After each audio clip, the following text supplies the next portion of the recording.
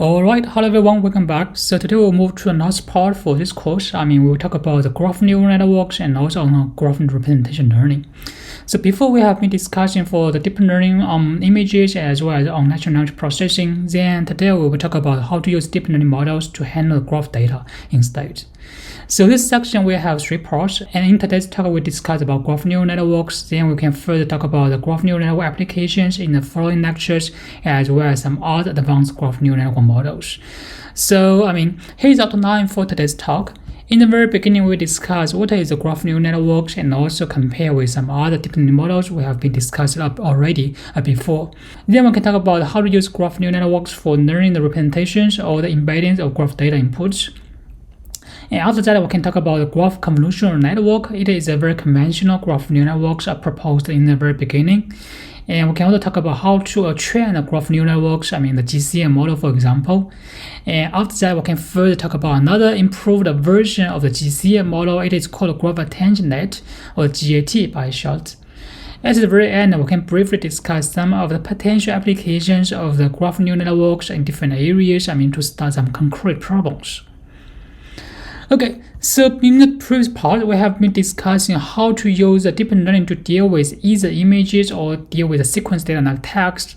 We know that given an input image, we can learn a CEM model, with both convolution layers as well as pooling layers, to learn the representation of the input image. And we can further apply this learned representation into some foreign connection layers for classifying them, right? And besides image data, we can also discuss how to build a recurrent neural network, given the sequence data inputs like text or gene sequence or speech inputs.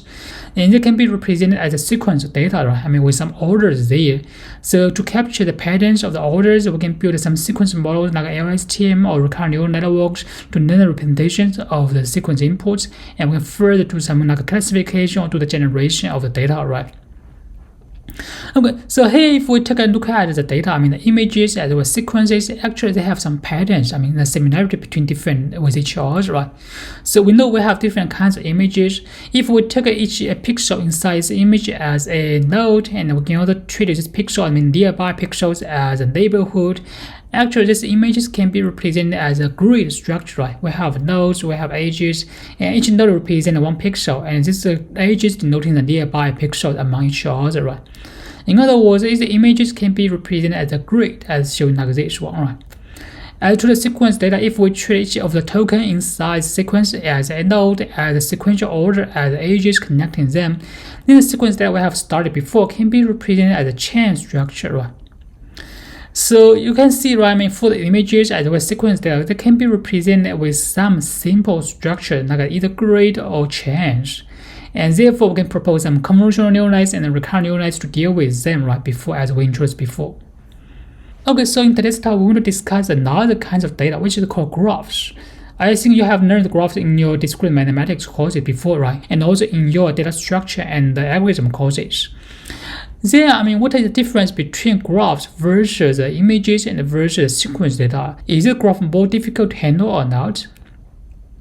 And here we find that the graph data we have in the real world are much more challenging to handle than images and sequences. And in this page, we try to summarize some of the challenges we made to deal with graph data. So for the graph structure data, they are more complex than the grid as well as chain structure data, as we discussed before. So for the graphs, compare with the images as well as sequence data, for the graphs, we have no fixed order, among the nodes.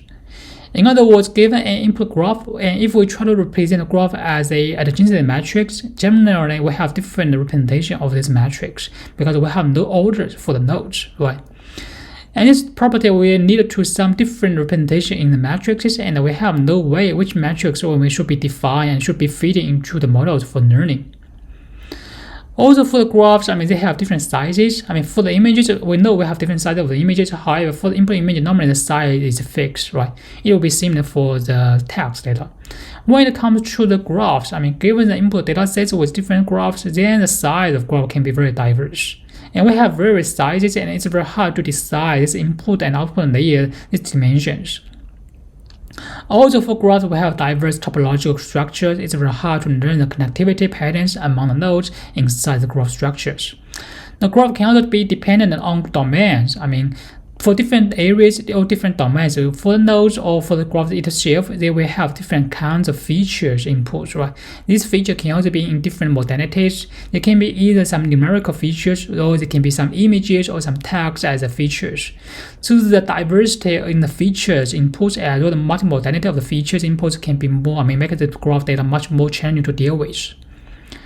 Also compared with images as well as sequences, many of the graphs, they are dynamic, they are not static at all. So it will be hard to figure out the model architectures, to handle the dynamics of the graph structures. Besides the kinds of challenges we mentioned here, there will also be some other challenges, depending on the problem we are studying for the graphs.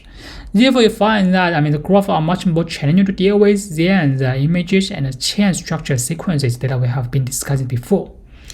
It is also the main motivation why we want to discuss the graphs in this section instead, and we'll talk about how to use deep learning to learn the representations of the input graphs, and we can first start some graph mining and learning problems based on deep learning with graph neural networks.